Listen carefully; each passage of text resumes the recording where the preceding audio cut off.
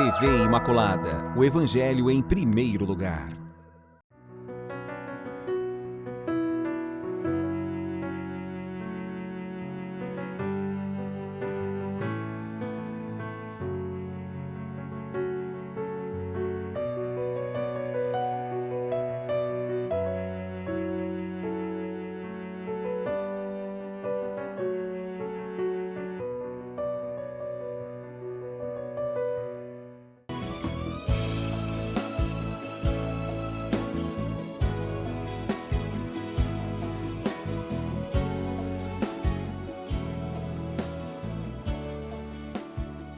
Olá, saudação muito carinhosa para todos vocês que participam do programa Imaculada, aqui pela TV Imaculada, programa Respostas. Um abraço muito apertado, que alegria poder participar desse programa junto com vocês que estão aí na audiência, aqui pela TV Imaculada, essa TV que existe para evangelizar, para informar, para trazer luz, para trazer esperança. E dessa luz nós falamos aqui no programa, na TV Imaculada, nesse programa Respostas, nós acreditamos exatamente que a fé é uma luz, é uma bússola também assim chamada, né? Então a gente está sempre se perguntando na nossa vida, o que eu faço aqui, o que eu faço ali? Mas quando a gente olha para a fé, a gente se pergunta, e agora? Como fazer algo que corresponda à vontade de Deus em minha vida?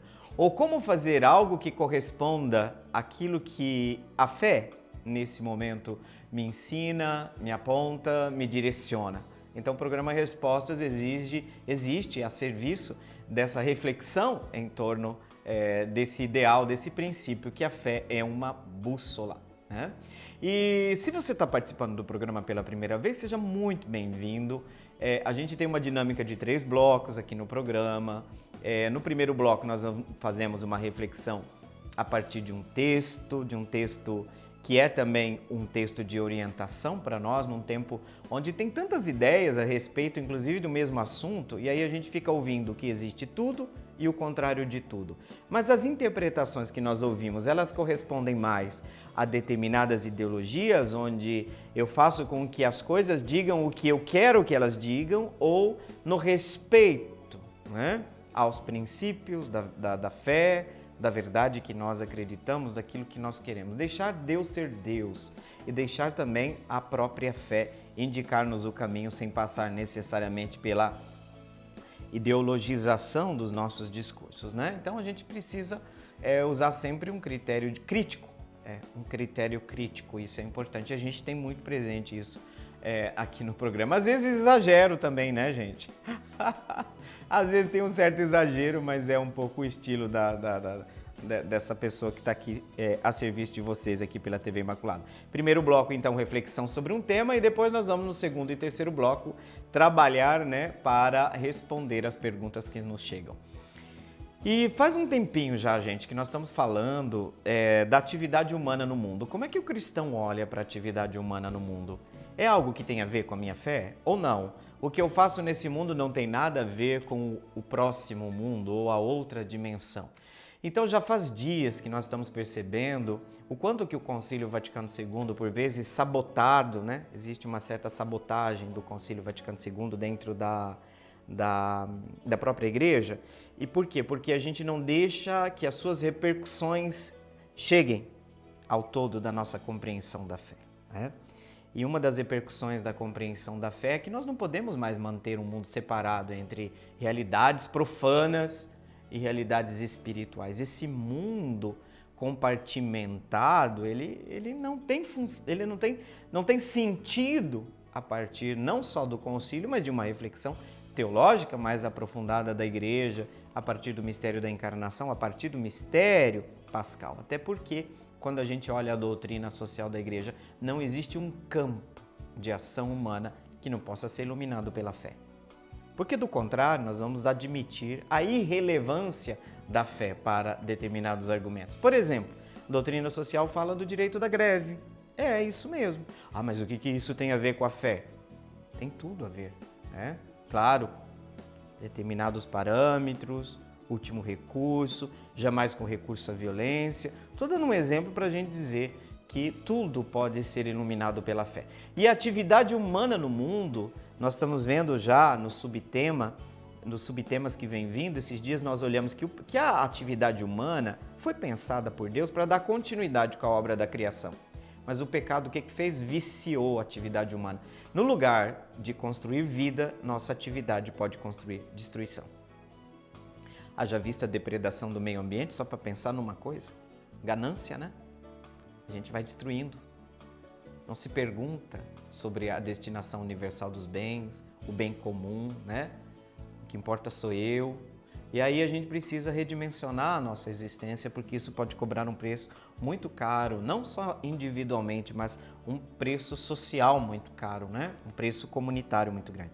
E agora nós vamos olhar que teologicamente a atividade humana no mundo é chamada a ser uma oferenda agradável a Deus, né? Tudo a gente tem que oferecer a Deus, tudo tem que ser ordenado, ou seja, colocado dentro do sentido de orientação da nossa meta, que é a plenitude do reino. Mas esse reino já pode se manifestar nesse mundo. Mas eu já estou com aquela mania que eu falo para vocês que a gente não perde, né? De já começar a reflexão antes do texto. Vamos disponibilizar agora para vocês então o texto. E qual que é o título do tema de hoje? A atividade humana aperfeiçoada na encarnação e no mistério pascal. Hoje vai ser a primeira parte. Vou repetir o título do tema de hoje, da reflexão no primeiro bloco. A atividade humana aperfeiçoada na encarnação e no mistério pascal. Vamos ouvir então o que a igreja tem a dizer para nós e depois nós voltamos para a reflexão.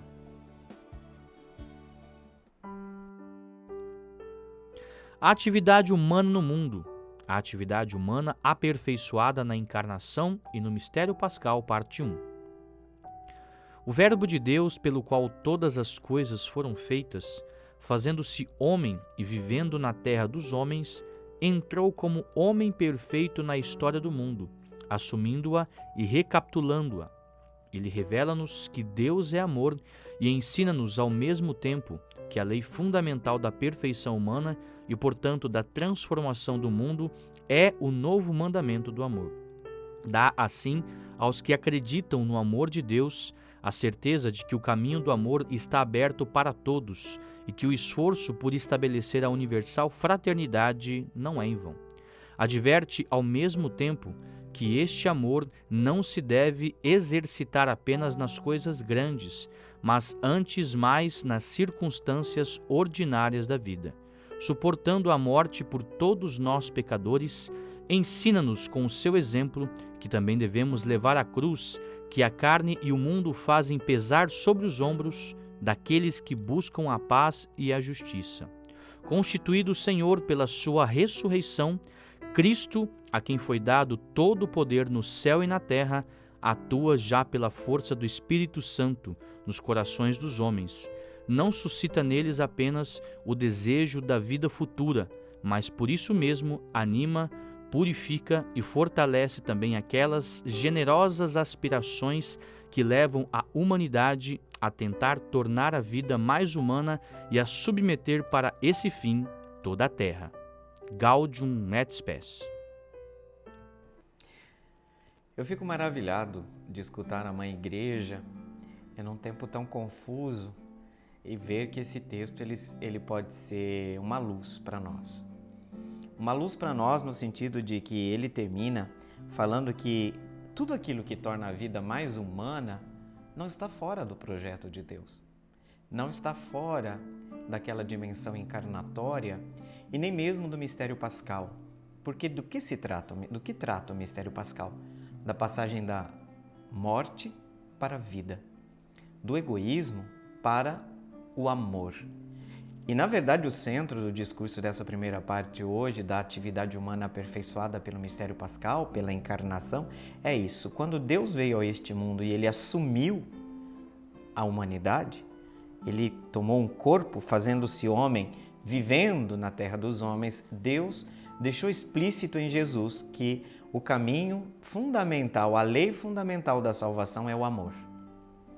É o amor, que toca todas as dimensões da nossa vida, de modo que, sabe, tudo aquilo que a gente faz com amor é eterno. Não vai queimar na palha, não vai virar joio, porque o que vai queimar é o joio, aquilo que não se sustentou no amor, aquilo que é perecível, porque não fundamentado no fundamento da essência da realidade última de todas as coisas, que é o próprio Deus, e Deus é amor, para falar de uma afirmação joanina. E vejam que quando esse Cristo entra na história, ele não é só perfeito homem. Perfeito homem quer dizer verdadeiro homem, não está brincando de ser homem. Assumiu em tudo a condição humana. Então esse em tudo tem que ser pensado na formulação da fé que aplica-se ao termo verdadeiro homem e verdadeiro Deus. Mas tem uma outra acepção que é a Gaudium et Spes, que é o documento da igreja que está tratando desse tema maravilhoso. Jesus não só é o perfeito homem, mas homem perfeito na história do mundo. Homem perfeito significa, em Cristo, a humanidade se reconcilia com Deus. Ele é o modelo. Nossa salvação passa pelo nosso processo de cristificação, porque é em Cristo que acontece esta perfeição, é alcançada, né? Esta perfeição. E Cristo, quando esteve nesse mundo, ele assumiu a história humana e recapitula esta mesma história humana, projetando-a, esse termo pode ser usado aqui, projetando-a para a plenitude do reino. E aí, nesse caminho, a lei fundamental da perfeição humana não é o perfeccionismo, porque muita gente entende perfeição de maneira perfeccionista. Como a palavra de Deus fala, sede perfeitos como o Pai Celeste é perfeito. Porque tem gente que cai na soberba, né? É o tipo de perfeccionismo que está muito presente no puritanismo, né? Nessa forma superficial e artificial de pensar a salvação, a perfeição, como se fosse coisa para anjo. Não dá certo para gente de carne e osso. Mas a perfeição é Cristo. E Cristo mostrou para nós que a lei fundamental da perfeição humana é o amor. A lei fundamental da perfeição humana quer dizer, quanto mais nós amamos, mais perfeitos nós somos. Quanto mais nós amamos, mais próximos de Deus nós estamos. O contrário também é verdadeiro. Quanto mais egoístas nós somos, mais nós desumanizamos o mundo e mais nós nos afastamos de Deus. Essas coisas são inseparáveis. Todo processo de desumanização é um processo de afastamento de Deus. Quando nos afastamos de Deus, nós nos afastamos do próximo.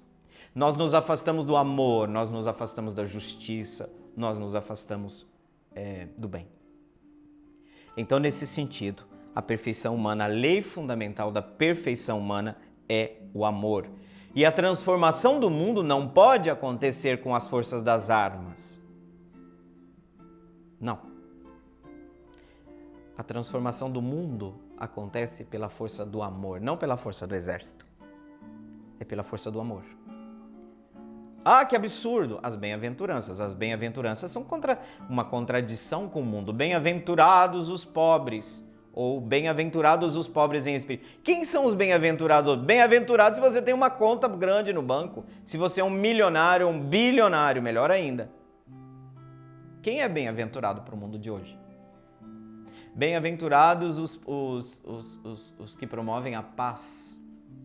Não, hoje não é bem-aventurado quem promove. Bem-aventurado é quem promove a guerra. Essa é a voz do mundo, que a gente deixa entrar muitas vezes dentro da igreja, né? Aqueles que acreditam no amor de Deus e a certeza de que o caminho do amor está aberto a todos, a certeza de que o caminho está aberto para todos e que o esforço por estabelecer uma fraternidade universal não é em vão. O esforço, todo o esforço para estabelecer uma fraternidade universal não é em vão. É a igreja que está falando, gente. É um Padre Adriano da vida. Por isso que a Fratelli Tutti do Papa Francisco, né, é tão criticada. Conformidade absoluta com o Concílio Vaticano II e com o caminho da igreja. Todo o esforço de humanizar a humanidade não passa desapercebido também como forma de realização do reino e se torna matéria de construção desse reino futuro. Interessante, isso a parte 2 vai dizer, a parte 2 do próximo programa, tá? Vejam que maravilha, então tudo aquilo que Deus deixou o seu Espírito, que foi dado ao coração dos homens, suscita nos homens não só o desejo da vida futura, mas também de construir a vida humana, uma vida mais humana e submeter ao fim último todas as realidades da Terra. Isso significa que tudo deve ser permeado desse desejo do encontro final com Deus, mas este encontro ele é testemunhado à medida que ele é também já, de certa forma, antecipado no hoje do nosso peregrinar. E nós chegamos então ao final desse primeiro bloco de reflexão, iluminados então pela fé da Igreja, por esse testemunho do concílio no documento Gaudium et Spes. Nós vamos agora para o nosso intervalo. Fica com a gente aqui, né? E não saia daí, porque o intervalo não vai demorar muito e a gente já vai começando no segundo bloco com perguntas que nos foram enviadas. E já quero dizer para vocês que tem pergunta difícil, mas são muito interessantes para nós, tá bom? Nós já voltamos. Até daqui a pouco.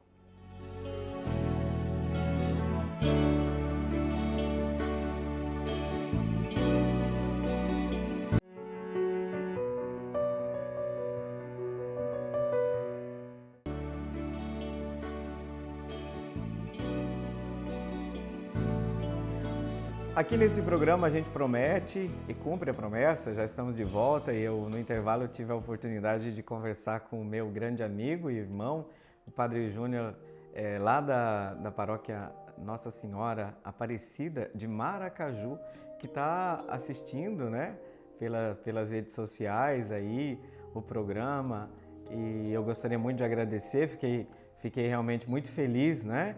Ele que é o pároco lá, junto com o Padre Rafael, também colaborador na paróquia Nossa Senhora Aparecida. Aliás, eu fiz uma experiência no início, quando eu voltei de Roma, aqui em Campo Grande. Nos finais de semana eu colaborava em Maracaju. Na época, o padre lá, o pároco, era o Padre Flávio. Foi uma experiência muito bonita. Eu tenho muito carinho, um grande carinho pela comunidade de Maracaju, que na verdade tem duas igrejas agora, duas paróquias, Nossa Senhora Aparecida e Nossa Senhora Auxiliadora. Lá está o padre Teodoro, né? Então fico muito feliz, minha saudação muito carinhosa. E o Padre Júnior estava comentando que ele admira muito também esse documento, né, do Concílio Vaticano II, que foi o texto que a gente leu na primeira parte do programa, na abertura, o documento Gaudium et Spes, que fala exatamente as alegrias, as esperanças, mas também as dores e as angústias, né? As tristezas do homem de hoje são as alegrias, as esperanças, as dores e as tristezas dos discípulos de Cristo. Quer dizer, uma igreja que sente empatia, né, pela situação humana e entende que tudo isso corrobora para a presentificação do reino e a antecipação do mesmo, que alcançará sua plenitude em Deus. Então, muito obrigado, uma saudação carinhosa em nome do pároco a toda a comunidade cristã da paróquia de Maracaju. Muito bem, agora nós vamos para as perguntas, bora trabalhar, né? Agora, Padre Júnior, que vem, agora que o bicho pega, né? Nós temos que trabalhar com as perguntas, porque elas chegam. Essa pergunta, se eu não me engano, ela já apareceu aqui no programa uma vez. Quando a gente começou o programa, lá no início, não é uma pergunta fácil de responder, até porque muitas das pessoas que estão nos acompanhando nesse momento têm uma compreensão bastante negativa desse tema, por conta do aspecto histórico. Então, nas aulas de história, esse tema foi bastante malhado, né? E de certo ponto, com muita razão. É o tema das indulgências, tá? Às vezes o pessoal fala, mas padre, o senhor fica fazendo toda uma... e não fala a pergunta, a gente vai ficando ansioso. Então, tô aprendendo, tá, gente? Eu tô aprendendo. Vamos lá para as perguntas. De onde veio a pergunta? A pergunta veio lá das Moreninhas, tá? É o Alcides que trouxe essa pergunta, objetivamente falando. O que são indulgências? Esse conceito é bíblico? Então, como eu falava para vocês, quando nós falamos, muitos de nós conheceu o tema da indulgência pelo viés das aulas de história, e aí se falava ali das vendas das indulgências num período histórico concreto da Igreja. Que erros aconteceram, sem dúvida, e a gente precisa entender, isso significa que nós precisamos entender as indulgências como aquilo que é um princípio sempre presente para a igreja. Os desvios não anulam o fato de que o sentido teológico, e a própria igreja sempre diz que no oficial que isso jamais deveria ter acontecido, porque esse é um princípio importante. Não se vende o céu, né? Não se compra o céu. Então, muitos de vocês que vão me ouvir falar já têm esse estereótipo, né? Vai ter esse problema, por isso que acaba sendo complexo. Mas também internamente o tema das indulgências, ele sempre foi tratado de maneira assim bastante superficial entre nós. Até porque a gente encontra, inclusive, entre católicos. Padre, eu não acredito nessa história das indulgências. Vamos fazer um caminho? Esse caminho começa com uma retrospectiva histórica do cristianismo. Sabe o sacramento? Eu vou fazer uma premissa. O sacramento da confissão como nós temos hoje? Então, nem sempre foi assim. A história da igreja mostra que no início nós tínhamos uma outra metodologia sacramental em relação ao perdão dos pecados. E aqui eu vou dizer uma distinção que precisa ser esclarecida. Quando eu cometo um pecado, eu me desvio da vontade de Deus e me desviando da vontade de Deus, do ponto de vista teológico, eu crio um abismo entre eu e Ele.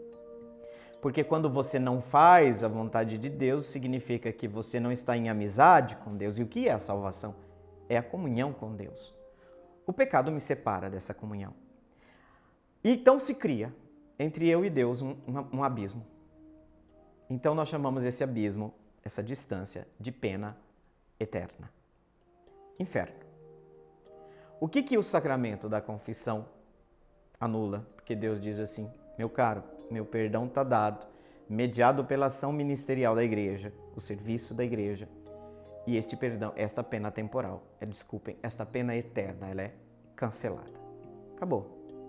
Tem uma outra consequência que a gente não pensa quando a gente faz um pecado. Sabe aquela predisposição que a gente tem, que a gente chama de concupiscência? Ela é reforçada. Porque um hábito bom cria uma virtude, mas um hábito mau termina por reproduzir um clima que facilita, que diminui minhas forças de resistência para o mal. Dizendo de maneira um pouco mais simplificada, eu fico mais predisposto ao mal, ao egoísmo, à mentira, à fofoca, à maldade. Isso se chama pena temporal. Por quê? O ministério da igreja, o serviço do perdão, perdoa a pena eterna, mas fica um problema aqui na comunidade que é chamada pena temporal. As indulgências dizem respeito à pena temporal. Mas vamos dar um outro passo que eu falava para vocês. Então separem pena eterna, pena temporal. Mesmo depois da gente fazer uma boa confissão, rasgar nosso coração para Deus, deixar a graça tomar a nossa vida, fica aquela tendência ali. Ai, que bom, né? Vou continuar por aqui. Então, esse mal, né? E tem as consequências do pecado que a gente constrói, né? Que a gente causou. Então, o que existia no começo? Não é assim, hoje, como é que o padre dá penitência? Ele fala assim: olha, você vai fazer tal penitência. O penitente não cumpriu ainda a penitência, mas a absolvição é dada. Mas é um elemento que compõe o processo de reconciliação com Deus na igreja. Mas como que era no início? Agora a retrospectiva histórica. Tá um pouquinho difícil, né? Mas a gente tá chegando lá. O que é retrospectiva histórica? Como era antigamente?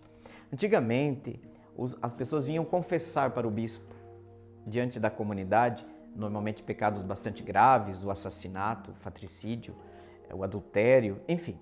Esses pecados eram confessados publicamente. E as penitências que eram dadas são penitências depois de um processo penitencial que às vezes durava 2, 3, 4, 5 anos, dependendo da gravidade, e era coisa pesada. Por exemplo, você tinha que ficar na porta da igreja ajoelhado, batendo no peito durante toda a ação celebrativa, por tantos anos. Existia a classe dos penitentes. Depois que a pessoa terminava o período de penitência, vinha e o bispo, normalmente o bispo, dava a absolvição. Hoje o que acontece? É dada a absolvição para quem ainda a penitência não fez. Mas claro, a gente pressupõe que a pessoa vai fazer. O que aconteceu também no início da igreja? A origem das indulgências. É isso que é o ponto, que importa aqui. No período de perseguição da igreja, um período muito difícil, e que a gente vai atualizar hoje, então a polícia chegava numa comunidade e levava todo mundo para a prisão. Levava todo mundo para a cadeia. Gente, eu estou atualizando, tá? Linguagem de hoje, para a gente entender. Chegou lá na cadeia e tinha o inquérito. E aí muitos dos cristãos, o que aconteciam? Diante da pressão, diante do medo, diante da possibilidade da execução, realizavam a apostasia. Não, eu não reconheço Cristo, eu ofereço então incenso aos ídolos. E muitos cristãos, os mártires, permaneciam firmes na fé, inabaláveis, e eram entregados à humilhação pública, eram martirizados. Estes eram os cristãos que morriam pela fé. O que aconteceu? Aconteceu que depois de tempos muito intensos de perseguição, passava esse tempo de perseguição e muitos desses cristãos procuravam, que fraquejaram na hora da profissão da fé no Cristo e que procuravam o bispo e a igreja para dizer, olha, foi um momento de fraqueza, eu estou profundamente arrependido dessa minha apostasia. O que o bispo colocava? Penas, e eram penas bastante duras, mas eles continuavam cristãos. Teve um grupo dos puritanos, tem ontem, tem hoje, tem sempre, tá? O pessoal da estrita observância, que dizia, não, eles não podem ser readmitidos dentro da comunidade. Aí não, a igreja falou, mãe, né? Igreja é mãe.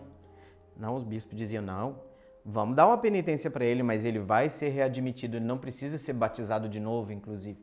Caiu na fraqueza, gente. Tá. O que aconteceu? Essas pessoas realizavam esse processo e depois eram reinseridas na comunhão plena do corpo de Cristo. Guarda a ideia de corpo de Cristo, porque ela também é importante ali na frente.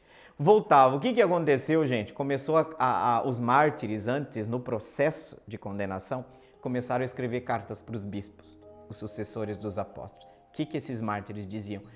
Bispo, por favor, não condene essas pessoas, podem dar, porque o meu sacrifício, as pessoas estavam prestes a serem martirizadas. Elas diziam, eu ofereço o meu sacrifício, até me arrepia, né? Em penitência por eles. Então eu peço que a comunidade aceite a minha morte, a minha oferenda, a minha penitência, que é perder a própria vida pelo Cristo, no lugar dele, por fulano. Então, o que esses mártires pediam? Davam nome de pessoas da comunidade que tinham caído na apostasia, na negação da fé do Cristo, que era uma coisa muito grave para a comunidade, e os bispos começaram a aceitar estes bens espirituais que vai juntando aquilo que nós chamamos a solidariedade dentro do corpo de Cristo. O corpo não é um corpo, ele não está ligado pelas articulações, a fé, a igreja é um corpo.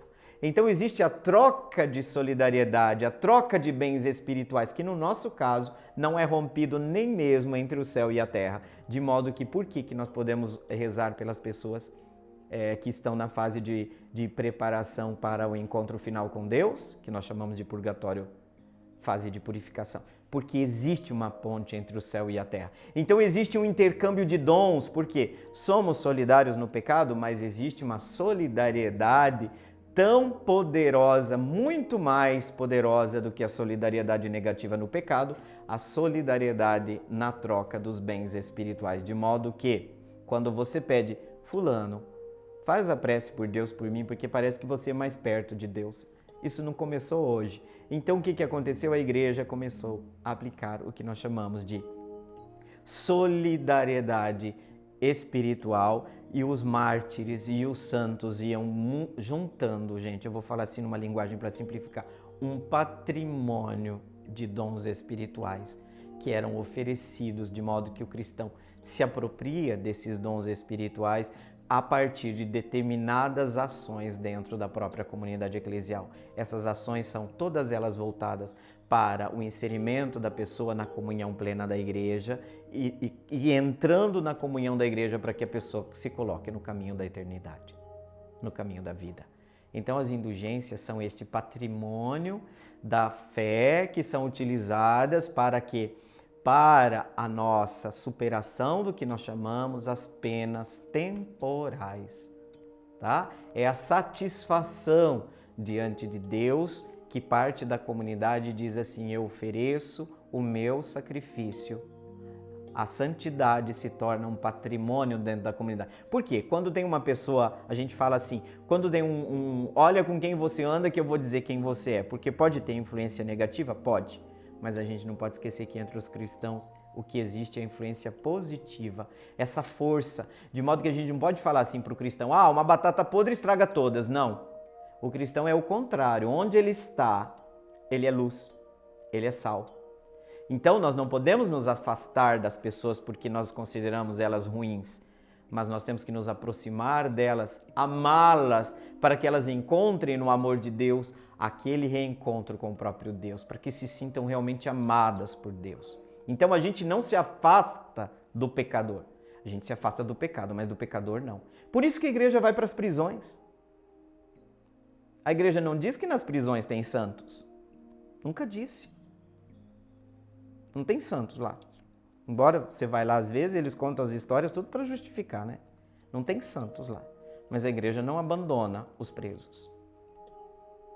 Não porque o que eles fizeram foi bom. Absolutamente. Eles têm que fazer a penitência. E a palavra penitência virou até motivo, o que é penitenciária. Tá vendo a palavra penitenciária? Penitenciária de segurança máxima. É baseada num princípio. Que a pessoa faz uma penitência para quê? Para o reinserimento social.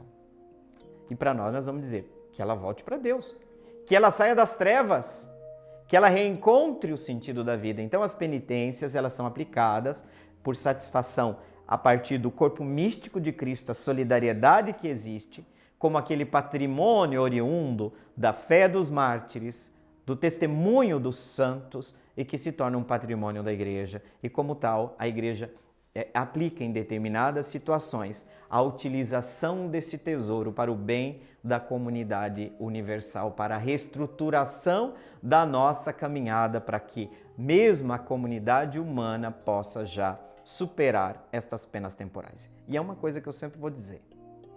Paremos de pensar que eu vou lá receber. Já falei isso aqui, que o sacramento da confissão tem que passar por uma profunda reforma? Tem. Porque a gente acha assim, eu saio lá do confessionário aliviado, mas o irmão está lá se lascando. Eu saio aliviado, nossa, eu recebi a bênção de Deus, mas o irmão, que você acabou com a vida dele, com a moral dele, está lá se lascando. Então a gente precisa realmente pensar que a satisfação não é simplesmente um desencargo de consciência, mas a gente precisa reconstruir a paz que o nosso pecado causou, rompeu, a paz que o nosso pecado rompeu.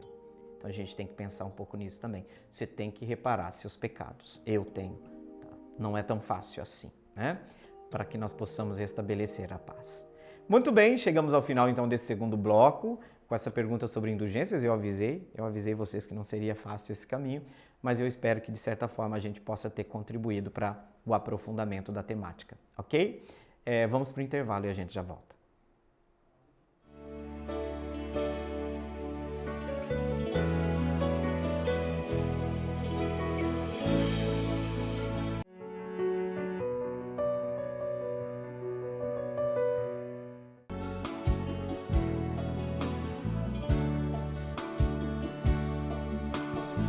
O tempo passa e nós já chegamos aqui no terceiro bloco, mas estamos aqui ainda com vocês.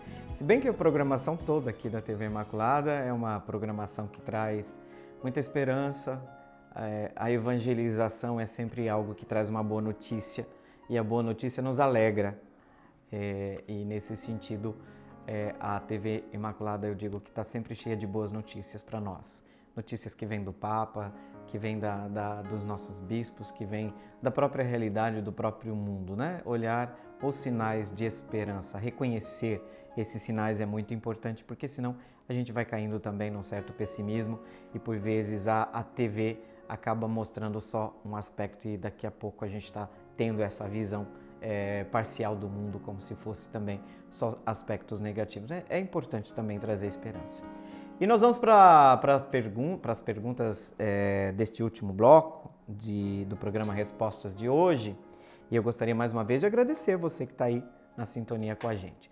E a próxima pergunta é uma pergunta que o ideal seria até que um pastor reformado respondesse, mais do que um padre, porque essa teoria aqui pensada, ela surgiu mais sobretudo no campo pentecostal, sobretudo que veio dos Estados Unidos, do campo pentecostal norte-americano. E aqui eu diria que ela se apresentou assim com todas as suas indicações mais claras no neopentecostalismo, que já é uma outra fase distinta. De qualquer forma, vamos lá.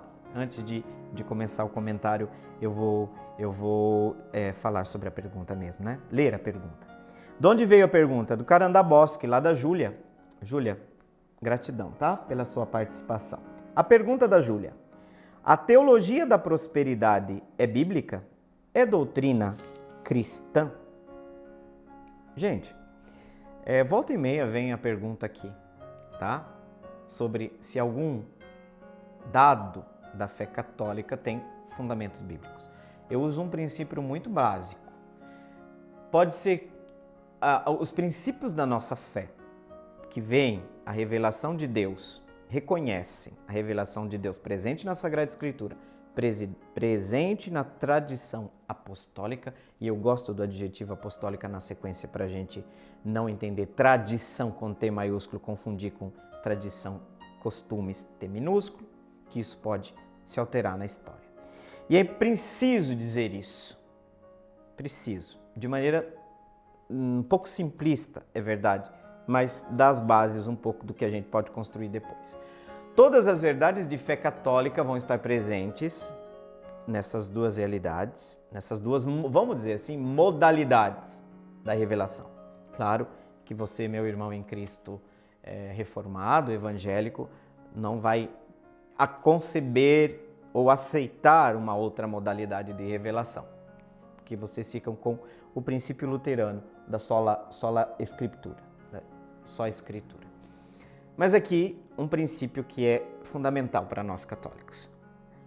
Se não estiver um dado revelado que vai estar, né, em outra, se não estiver explicitamente presente na Sagrada Escritura, deve estar implicitamente, mas jamais em contradição. Vou repetir. Nenhuma afirmação de fé católica pode estar em contradição com a Bíblia, com a Sagrada Escritura. Ah, mas não está ali. Tá, não está ali explícito, mas não está em contradição com nenhum princípio dali. Por quê? Porque nós temos essas duas modalidades. Ah, mas eu não aceito a outra. Ótimo, sem problemas, mas tem que ter presente que quando você, meu irmão, em Cristo, né, fala, mas isso não está na Sagrada Escritura. Então, entendam que nós temos essas duas modalidades. Que você não aceite, respeitamos sua visão, mas nós temos essas duas modalidades. Então, para nós, a pergunta está na Sagrada Escritura? É como se você perguntasse também, mas ela está presente na tradição? Por quê? Porque Deus não é esquizofrênico. A esquizofrenia é um problema, que todos nós temos um pouquinho, né? Mas Deus não é esquizofrênico, não vai dizer uma coisa aqui e outra ali. Então, o princípio da contradição aqui é inconcebível. Então, normalmente isso vem para nós. Agora, quando se trata de uma teologia desenvolvida mais no meio protestante, e eu quero dizer aqui para vocês por que eu falei que talvez um pastor responderia melhor do que eu. Porque eu já vi vídeos de pastores falando contra a teologia da prosperidade que eu fiquei maravilhado. Desconstruindo essa exegese. Exegese significa ciência da interpretação. Que hoje em dia, gente, vocês vão encontrar os exegetas da morte, né? O que são os exegetas da morte? Gente que quer justificar, por exemplo, a violência na Bíblia. Tem gente por aí. Os falsos profetas, né? Estão sempre presentes, ontem, hoje e sempre, né? Jesus Cristo ontem, hoje e sempre, então os falsos profetas também. Então existem púlpitos que se esqueceram do Evangelho. Se esqueceram de Cristo. Então tem que se adaptar, porque a ideologia diz aquilo, então tem que achar razões bíblicas. Eu falo para as pessoas, não quer achar confusão comigo na rede social? É só não usar o cristianismo para justificar algo. Não, aí eu arrepio, irmão. Aí eu arrepio. Não aguento. Quer usar que você acredita naquela ideologia? Perfeito! Mas não usa Cristo, meu irmão. Não vem usar Cristo para justificar. Você quer pensar igual ao seu partido? Pensa. Discordo, mas pensa. mas não usa a Sagrada Escritura, porque daí você vai... Aí, meu amigo, eu tá na minha área. Eu estudo isso. Meu serviço é esse. Então tem umas interpretações aí absurdas. Pelo amor de Deus. Então são os intérpretes do quê? Do Baal? Porque do cristianismo não é. Então, olha, essa teologia da prosperidade, ela surge no ambiente protestante e ela se casa perfeitamente com o espírito do capitalismo, com o espírito do neoliberalismo. Neo, tá? Lembra que o neo é importante. Por quê? Porque é um radicalismo do liberalismo, pelo menos na minha concepção aqui agora. O neoliberalismo é o liberalismo radicalizado. E aí casa, a ideologia casa. O que eu falo? Que a teologia da prosperidade é uma tentativa desesperada de juntar o espírito do evangelho e o espírito do mundo. O que vocês querem que eu diga o quê? Da mesma forma que você não pode pegar a Sagrada Escritura para justificar comunismo. Não dá. Não. Vai ter briga também. Não tem. O reino de Deus, entre vós não deve ser assim. O espírito do mundo entrou no mundo evangélico. Aí vocês podem dizer daí agora sentado, mas não entrou na igreja? Já entrou muitas vezes. Entra, se a gente não cuida, entra todo dia. Então não estou falando mal de vocês, não. Tem profundo respeito. Mas vocês têm que admitir que também dentro do mundo evangélico hoje existe... Entra nas redes sociais que nós vamos ver. Aí vocês vão falar, mas no cristianismo católico também. Sim. Também. Tá? Então aqui é sujos falando de mal lavados. Para dizer uma comparação. Tá? Então, o espírito do mundo muitas vezes entra dentro das nossas comunidades e a gente precisa justificar, porque tem que dizer para o fiel que é Jesus que está dizendo, né? Tem peso, né? É o evangelho que está ensinando. Então, a teologia da prosperidade é uma deturpação exegética. Isso eu ouvi de um pastor. Não é palavra minha não, tá? Vocês dizem, não me acho inteligente, não. É uma deturpação exegética. Uma deturpação hermenêutica da Sagrada Escritura, que é a interpretação, atenção, Deus é contra a prosperidade? Já vamos desconstruir a ideia. Não. A prosperidade é fonte de bênçãos? Com certeza. Tanto que a miséria humana não é projeto de Deus. Sabe as pessoas que estão passando fome aqui em torno da cidade, das periferias de Campo Grande, nas favelas de Campo Grande? É palavrão falar? Vocês querem que eu fale o quê? Vocês já foram visitar para ver? Então. É plano de Deus esse? Então, a prosperidade, mas a prosperidade é pensada como dignidade para todos, não para alguns. Então é pensada assim, numa interpretação que faz uma ginástica olímpica, né? Porque normalmente para interpretar um texto bíblico fora da macro interpretação bíblica, isso, é para justificar uma ideologia, mas é uma ideologia a serviço da injustiça. A teologia da prosperidade é uma ideologia pseudo-cristã a serviço da injustiça humana. Por quê? Porque ela diz assim, que o pobre é amaldiçoado. Mas não foi amaldiçoado por Deus. O pobre é amaldiçoado pelo egoísmo humano, não por Deus, porque esse não é o projeto de Deus. Sabe aquelas pessoas que estão lá no semáforo pedindo para comer? É um problema sistemático nosso. O sistema não é vontade de Deus. Não é vontade de Deus. Então a gente precisa resolver, porque Deus quer dignidade para todos. Eu vim para que todos tenham vida. E olha só, não qualquer vida, vida em abundância. Significa que o problema de Deus não é com a prosperidade. E aqui vem uma outra página do Evangelho que é esquecida. Deus critica o posicionamento do coração humano diante das riquezas, não a riqueza em si. Nós tivemos muitos ricos que se salvaram e que se tornaram inclusive santos. Então o discurso não é contra a riqueza, mas o uso ideológico. Deus é contra essa concentração exagerada, essa desigualdade gigantesca entre uns e outros. E aí a gente quer achar uma pseudo-interpretação bíblica bíblica, que não tem nada a ver com a Sagrada Escritura, para justificar as desigualdades sociais. Está aqui. Não. O pobre que chega numa igreja dessa fala, olha, você vai melhorar de vida, porque enquanto você for pobre, você é um amaldiçoado. Coitado, né? Como se fosse assim, né? Como se não fosse fruto de corrupção, de injustiça, de um salário mal pago, de uma sociedade elitista que não está se lascando para a maioria das pessoas. Não é vontade de Deus, ele não é porque ele é um amaldiçoado. Muito pelo contrário. Então, por exemplo, na Sagrada Escritura, Deus condena a usura, gente. Vai para o inferno. Por que Lázaro? A questão do Lázaro e o rico. Não sabemos o nome do rico, mas o pobre, sim, Lázaro. O rico morreu porque era rico? Por que o rico não tem nome? Engraçado, né? Se é sexo, todo mundo vai para o inferno, né? Se masturbou, vai para o inferno. Agora, se junta dinheiro demais, se explora os empregados, ninguém vem confessar isso para o padre. Que dia que um empresário vai vir confessar para mim que explora seus empregados? Mas se pôs a mão no órgão sexual, meu Deus do céu. É sim, é pecado, é. Os pecados da moral sexual, sim, é pecado. Mas não são os únicos. Esse mundo é injusto. E não é injusto por vontade de Deus. É fruto da nossa ganância, da soberba, da avareza. Olha, os pregadores não falam mais de avareza, contra a avareza? O que é o avarento? O avarento vai para o inferno. É que a listinha do povo é só para falar mal da moral sexual, né? Que tem que mandar gay para o inferno, que tem que mandar prostituta para o inferno. Mas o avarento vai para o inferno também, gente. Esqueceu da lista?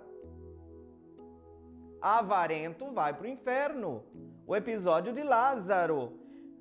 O rico clama a Abraão lá no abismo que foi criado nesse mundo, né? Não foi criado no outro. Mas o outro mundo falou, não vai dar para vocês passarem daqui e ali. Você viveu no egoísmo, meu irmão. O cachorro estava lambendo Lázaro. O cachorro estava lambendo Lázaro. Você não olhou para ninguém. Você achou que a sua vida era um shopping. Onde todo mundo tem que parecer riquinho. Um mundo artificial, uma estufa. Eu vou para shopping também, mas eu não esqueço que o mundo não é um shopping. Então, as pessoas estão querendo... A teologia da prosperidade é uma forma de aniquilar nossa consciência. Tá? E a gente precisa, sim, buscar a prosperidade. Eu mesmo sou chamado para ir dar bem e eu fico feliz quando eu vejo as pessoas progredirem. Vocês não sabem quanto. Eu faço acompanhamento espiritual de alguns empresários aqui da cidade. Eu acho tão bonito, né? Me parece que tem já uma iniciativa da arquidiocese, alguma coisa assim. Desculpem a minha ignorância mesmo, mas eu ouvi falar. Então, o empresário cristão. Nossa, que diferença, que coisa bonita, né? Então, vejo algumas pessoas angustiadas que vêm assim, padre, eu tenho que demitir um funcionário, eu não tenho como, a empresa... Aí eu falei, tá bom, vamos conversar, vamos olhar o evangelho, vamos ver o que a gente consegue, né? E aí, se você... né? Então, isso não é nada, não é comunismo, é justiça, né? Eles dividiam os bens entre si, não havia entre eles necessitado. Pelo jeito que as pessoas falam hoje, a gente tem que rasgar essa página da Sagrada Escritura. Não havia entre eles necessitados. Então, a teologia da prosperidade é uma aberração pseudo-bíblica. É uma aberração pseudo-bíblica. E tem muita gente aí que está pregando essas coisas, né? Assim, à torto e à direito, você vai ver nesses programas de evangelização, que não é de evangelização coisa nenhuma, né? Então eu falo assim, o mundo evangélico vai precisar fazer uma escolha.